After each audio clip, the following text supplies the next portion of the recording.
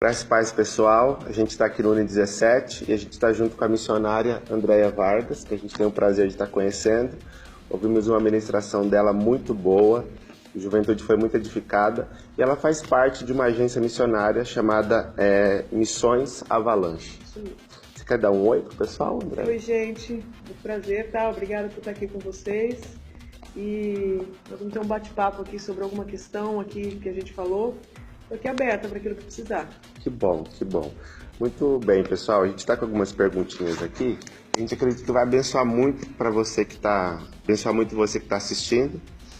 A primeira pergunta aqui, Andréia, qual que é a importância da gente falar sobre dependência emocional hoje para o público jovem? Então, legal você ter falado disso aí, que eu estou pensando, né? Não é só para o público jovem, entende? Eu acho que tem algumas razões que talvez sirvam de resposta, possíveis respostas, né? Uma coisa eu acho que é a questão da nossa cultura. O povo latino-americano é um povo, assim, culturalmente conhecido como um povo passional, certo. Né? A gente é um povo que aberto para relacionamento, um povo quente, né? Um povo afetuoso. E maravilha, desde que a gente saiba colocar limite. E aí a gente vê também que culturalmente a gente tem também uma deficiência no nosso tratar com o outro. Que a gente tende a ser superficial. Né? Então a gente tem uma dificuldade, por exemplo, com confronto. A gente é bom para elogiar, bom para aplaudir, certo. Mas a gente é ruim para confrontar. Muito bem. Não é? Então, você bota isso tudo junto e adiciona, melhor dizendo, uma pitada de disfunção familiar. Certo. Aliás, de disfuncionalidade no geral, considerando aí vários sistemas. Considerando, por exemplo, família, considerando escola, considerando a própria igreja. Né? Então, bota essa predisposição de ser superficial, de ser extremamente afetuoso, de ser, de repente, carente, com, de repente, disfuncionalidade. Ou seja, confusão de papéis e automaticamente confusão de identidade. Então, que ser humano vai sair daí? Provavelmente um ser humano com algumas dificuldades na hora de se relacionar. Né? Ele pode sair dali extremamente sedento, né? Extremamente faminto por afeto, por afirmação. Ou por ser útil na vida de alguém. Nós começamos a chegar no terreno da dependência emocional. Ótimo. Então a gente já conseguiu identificar aqui alguns caminhos, né, para a gente não trilhar na dependência emocional.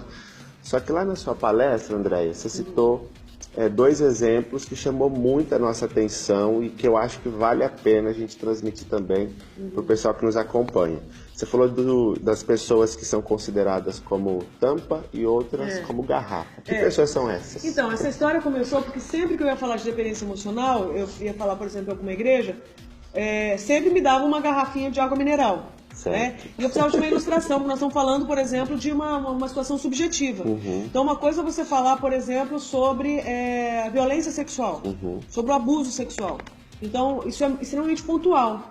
Então, né, normalmente uma vítima sabe quando aconteceu, a intensidade daquilo ali, ela consegue dimensionar. Mas e quando a questão é afeto, por exemplo? Quando a atenção é cuidado, é carinho, é atenção. Então, como que você dimensiona isso? Então, como a questão é subjetiva, tentei pegar uma ilustração. E aí, sempre, né, o que tinha ali à minha frente era uma garrafinha de água mineral. Eu falei sobre a tampa e a garrafa.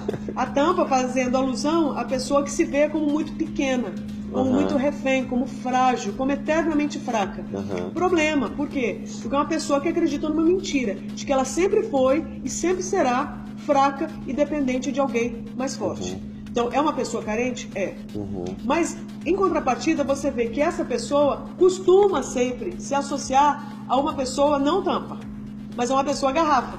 Que eu faço, né, essa ilustração para trazer aqui à tona a questão de pessoas que são, parece que opostas à pessoa tampa, porque elas estão sempre dispostas a ajudar alguém. Então você imagina essas duas se encontrando. Vai dar pano pra manga. Vai dar problema. Concorda? Na verdade, aparentemente, vai dar muita solução. Aí você acha que o quê? Que bênção. Encontrei, né? Resposta de oração. É de Deus. É de Deus. Porque é bom demais para não ser verdade, né? Então, veja bem. Aí você vê a pessoa forte encontrando a pessoa fraca. A pessoa que precisa de ajuda com a pessoa que é ajudadora. A pessoa que é carente, e agora vem um segredo, com a pessoa que também é carente. Poxa vida. Então, o que está unindo essas duas? a carência.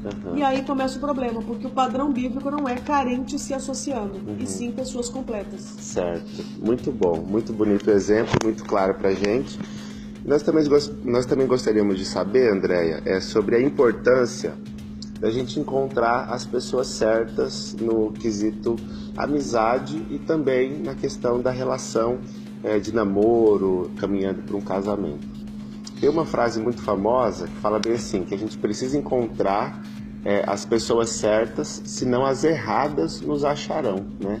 E na sua palestra, na sua palavra ali, a gente notou bastante que até o seu caminho para conhecer o Senhor Jesus foi próximo ali de uma amiga, né, que levou você para um ambiente evangélico, para uma igreja, e a partir dali, então, iniciou um processo de Deus, né, chamando para o ministério.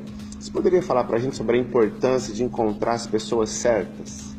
Então, eu não sei se certa é a melhor palavra, mas eu entendo o que você quis dizer. Certo. Eu concordo que realmente precisa ter alguma coisa que aponte para o reino de Deus. Eu sugeriria a palavra compatível. Ótimo, tá certo? Ótimo. Eu acho que os relacionamentos, biblicamente falando, se você pega o padrão que está lá em Gênesis, entre Adão e Eva, houve uma bênção de Deus sobre aquela relação. Não só sexual, sobre aquele tipo de relacionamento. Certo. Se você parar para pensar, existe algo em comum ali. Né, entre eles. Eles são compatíveis.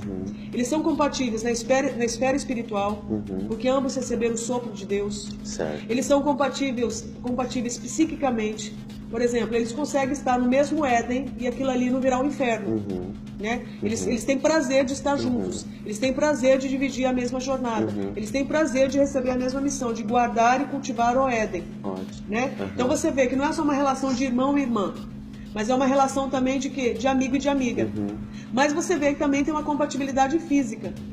Que ambos têm também o quê? Atração um pelo outro.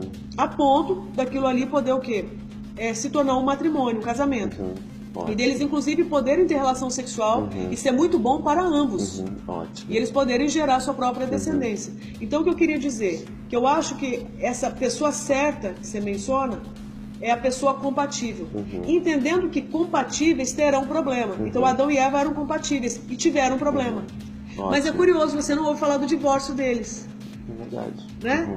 Você não ouve falar que assim, não, agora nós vamos partilhar aqui, nós vamos dividir o Éden, 50% para você, 50% para você. Não, aliás, a gente foi expulso, então 50% daqui. Não tem. Então você vê o quê?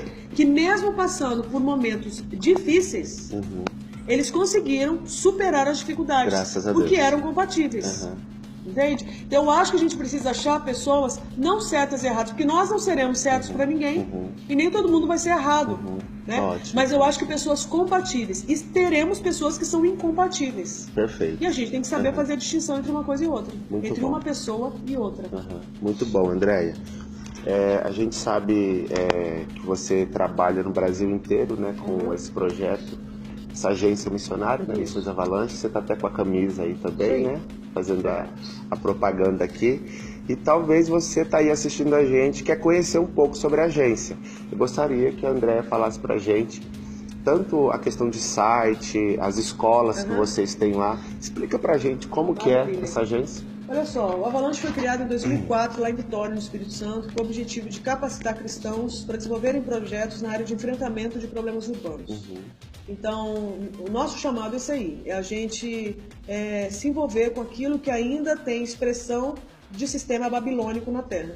Porque é um texto que Deus nos deu lá em Jeremias 51, de 11 a 14, que fala de um comissionamento da parte de Deus para juntar pessoas que são dele, para marcharem contra as muralhas da Babilônia. Então a gente entende que todo sistema babilônico ele precisa cair.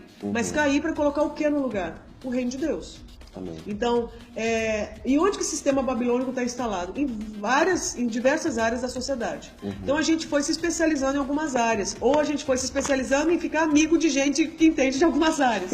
Então nós temos uma rede boa, ampla, rica, entende? Rica do ponto de vista da sabedoria, do conhecimento, da experiência, da caminhada com Deus.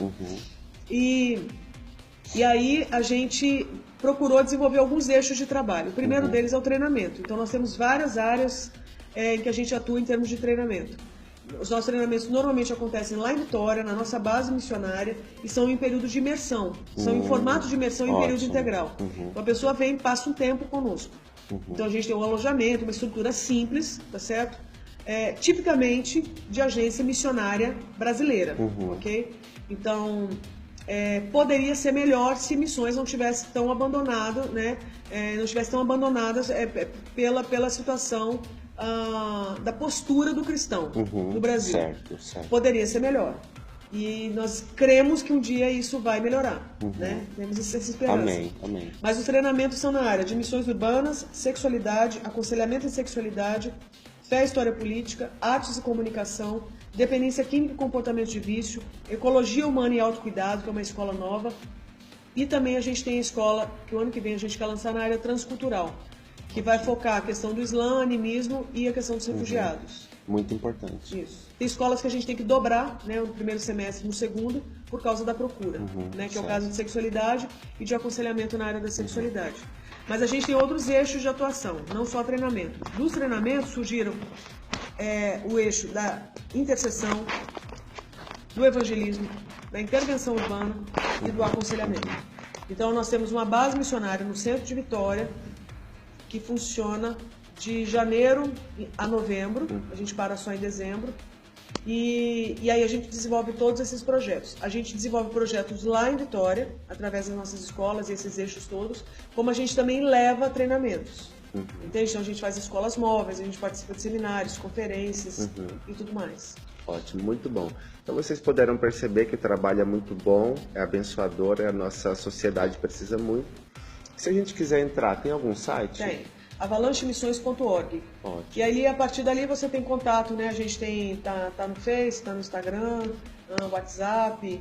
É só procurar Missão Avalanche, avalanchemissões.org, que daí você acha a gente. Muito bom. Então é isso aí, pessoal. Que Deus abençoe vocês. Eu quero agradecer a Andréia pela entrevista. Você deu um pouco do tempo precioso dela aqui pra gente. A gente agradece muito a Deus. Que o Senhor esteja abençoando o seu ministério, né?